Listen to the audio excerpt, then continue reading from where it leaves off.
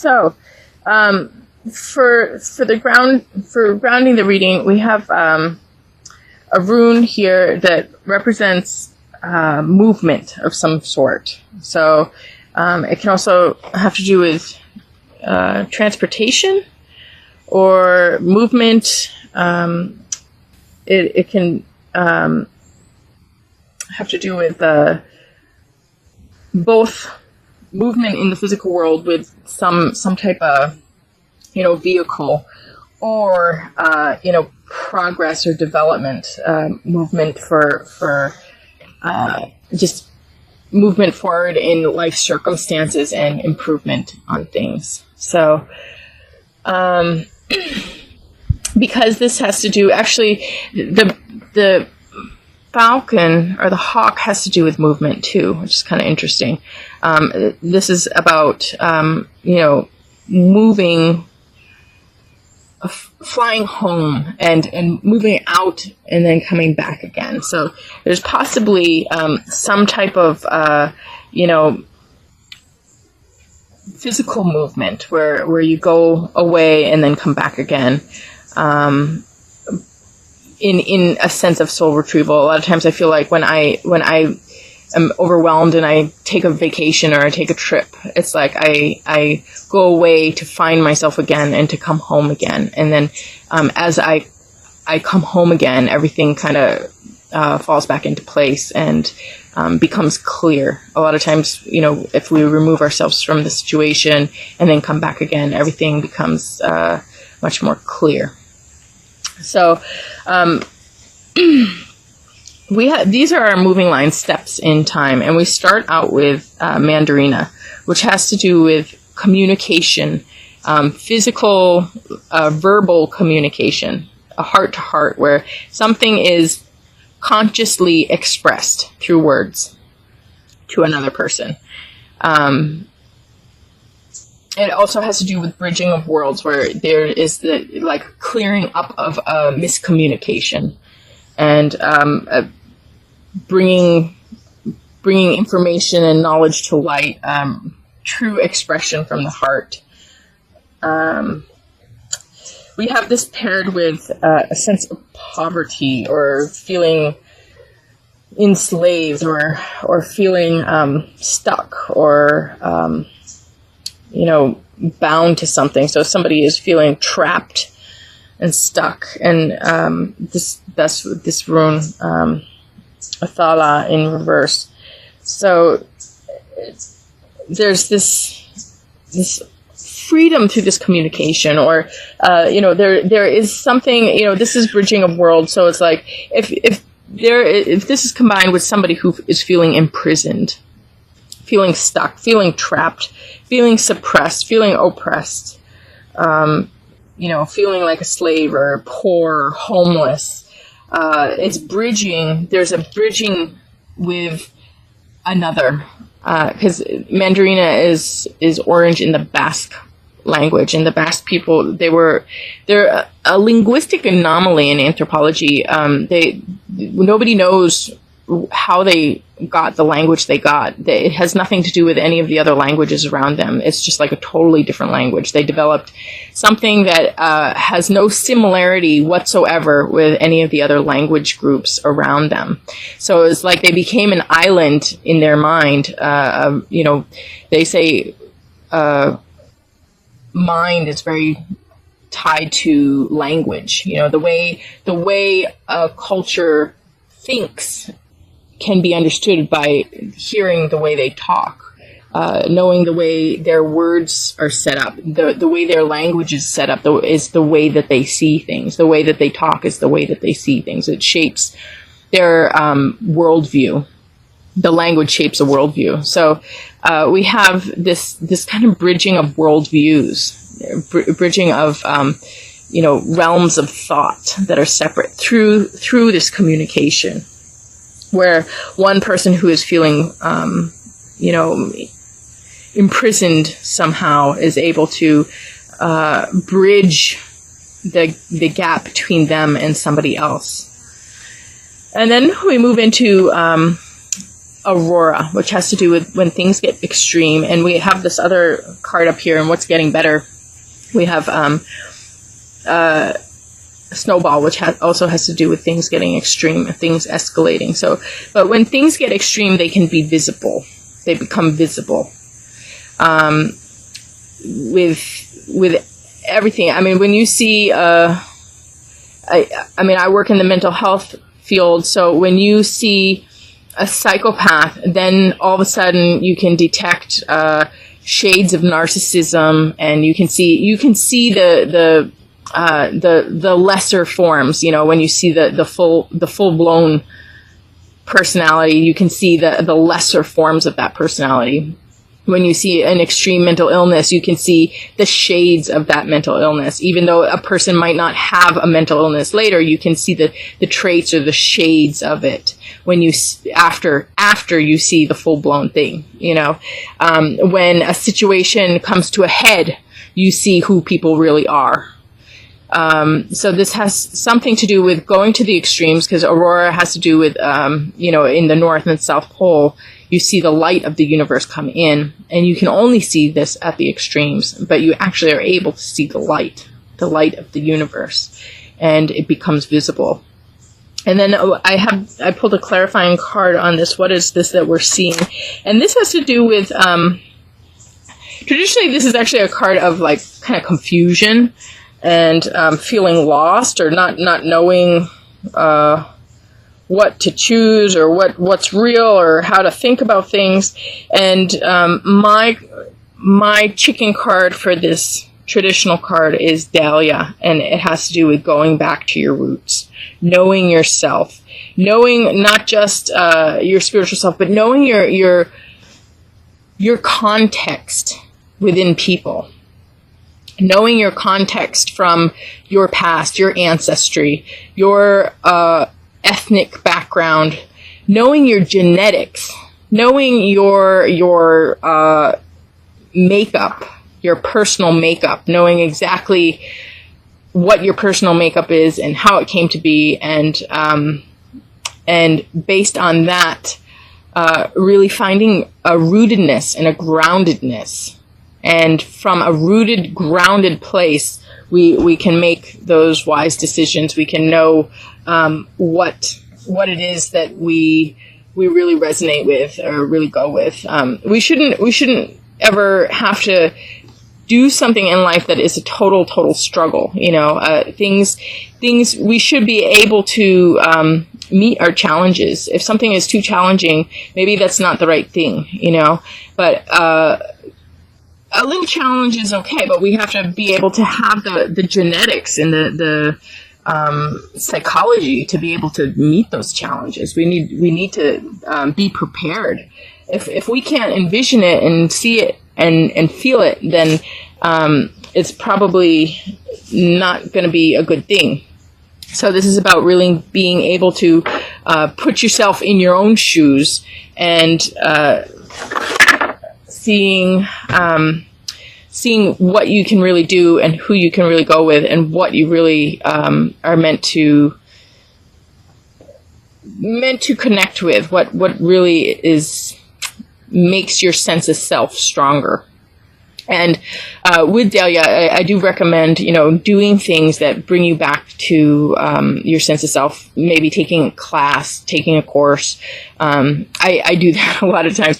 There's Coursera. I don't know if you guys have ever heard it, but it's free online courses you can take, and you can audit any type of course. So it's really amazing. They have top universities. You just go online, sign up, and take free courses whenever you want. And a lot of times it brings me back to my sense of self. I feel, when I am educating myself in my own area of expertise, it makes me feel stronger or more solid, more prepared, or more developed in some sense. And we have this paired with the rune of gifts. So I want to say, it's almost like things come to an extreme, things are seen, and all of a sudden you kind of come into yourself, and this balance, or this like understanding which cup to choose, understanding who you are, what way to go, all of a sudden produces like contracts, partnerships, gifts. It can be in the physical world, or it can be in terms of relationships, but it has to do with connecting, bonding, exchanging of things, exchanging of items, sharing, and entering into an agreement with people based on everything that is seen here, and who you are and what you go with. Like, everybody knows, okay, you fit here, and we've set you up with this now because you fit here, and we see this, and this is visible, and you get this now, and you get secured in a position that really works for you. And then we move into a place of shaking things off and being really stable. And so this is Akasha Noche, which has to do with understanding your place in the universe, or who you are, what you're meant to have, how you're meant to live, and stepping into that life of eternal love, I want to say, too. Coming back to this, it's like that your eternal essence has a place and a position. It's meant to live out and act out, and this is about finding that and living that and being that. And then I drew another clarifying card on that, and we have lavender, which is also a sense of stability and shaking things off and cleansing the aura, and letting go, surrendering, and just getting everything out of your space that doesn't belong. And this is like mental stability, and then this is physical stability, and just really purifying yourself, purifying your life, purifying your everything. If you're physically pure, then really everything else is pretty open and receptive and pure as well. So it's like this purification that happens here. And then we have Anzus in reverse combined with this. So this has to do with manipulations and delusions, misunderstandings, being bored, not understanding. Also, it has to do with some narcissism. So this is in reverse. I want to say you got your stability here, but you gotta get rid of. This is what you need to let go of. If there's manipulation by others, people who don't understand you. People who don't understand what's going on, which, here we already have this understanding coming to light. So this rune here is almost like this stage here being resolved. And then we have this like clearing off and shaking off, and knowing oneself and one's belonging. And if you know yourself, if you are really self-aware, nobody can really knock you off your feet. You're solid, and you do have these four solid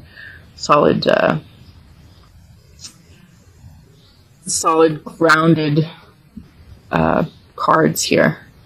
I think last month you guys had a lot of balance. It was all about balance and being balanced. So again, you obviously have your skill set with keeping your balance when different things are going on, or being able to regain balance anytime things come in and try and overwhelm you, or anything that happens. You can always regain your balance really quickly.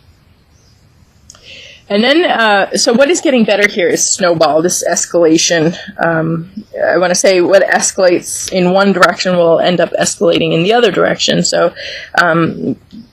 in whatever way it has escalated before. In a negative, we have the improvement where it's going to escalate in the positive. We got the swinging of the pendulum. My cat. And then I pulled a clarifying card on that, and we have Ostara, which has to do with fertility and redistribution. So it's like cultural or social, cultural or social norms, like rules, but norms, like understandings, like certain level of like, this is how it works. This is how this culture works. This is how, this is the normal way.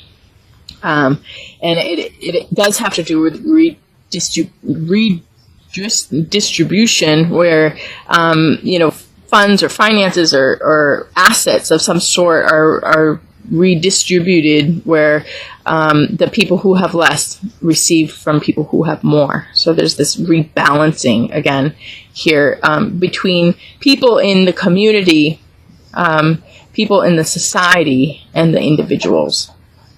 So we have this coming back to equilibrium in a community setting. And the rune we have with this is has to do with protection and defense and getting rid of problems, connecting with the higher values, higher life, higher dimensions, and